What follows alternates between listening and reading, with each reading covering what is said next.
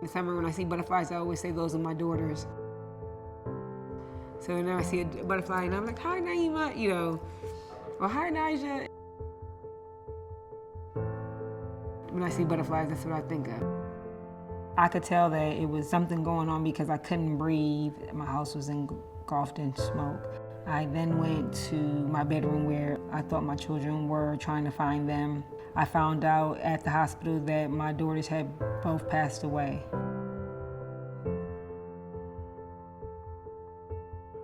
She loved her children. She loved them more than life. So for somebody to accuse her of something like that was just unbelievable. I woke up out my sleep to tell me that I was indicted, in which I didn't even know what that meant.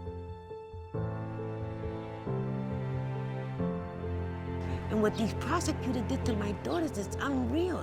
How could you say this about me? Like, you don't know nothing about me and my children, you know? So how could you ever say, like, I didn't love my kids or I didn't want my kids? It took 3 trials. It was absurd.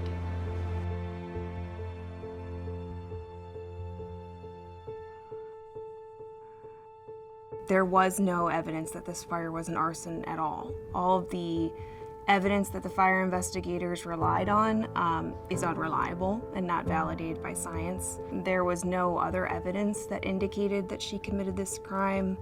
For what it's worth, she passed multiple polygraphs.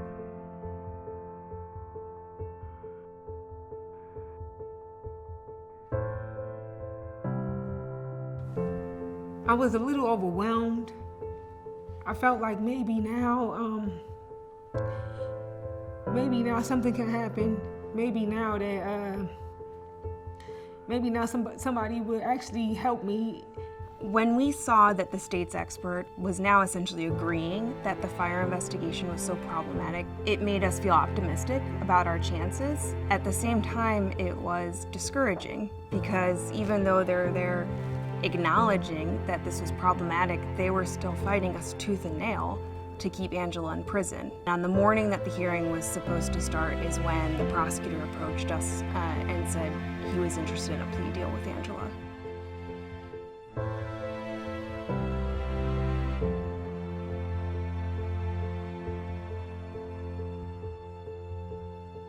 Here I am listening to this deal, but then I have to take back everything I stand for and believed in. I always said to myself, I'm never gonna take no plea, because like, I didn't do this, so like, I'm not gonna admit to something I didn't do.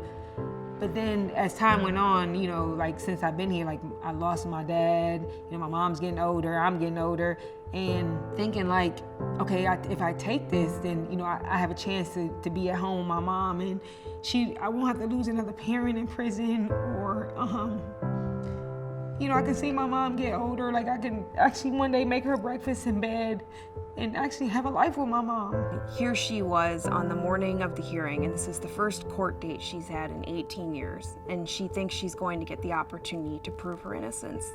And she's given this choice, and she has to choose between maintaining her innocence and continuing this fight, but risking the unknown, or she can choose certain freedom.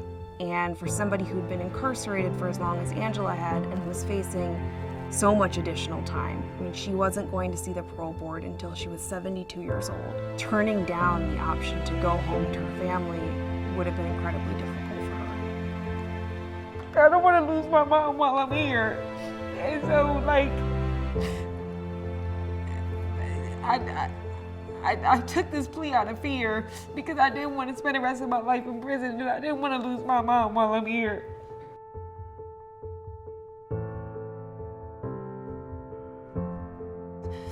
I think that I could have won, but I think that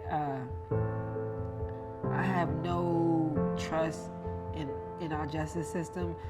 And after all the things that they did, that I was scared. I was fearful. Like, I didn't want to take a chance of putting my life in another 12 people's hands and coming out with the same answer.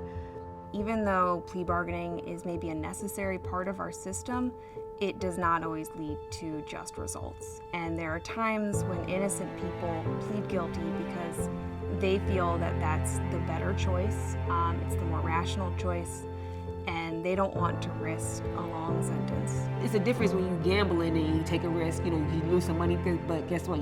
You can get it back. You can go to work and get it back. But gambling with your life is a whole totally different ballgame.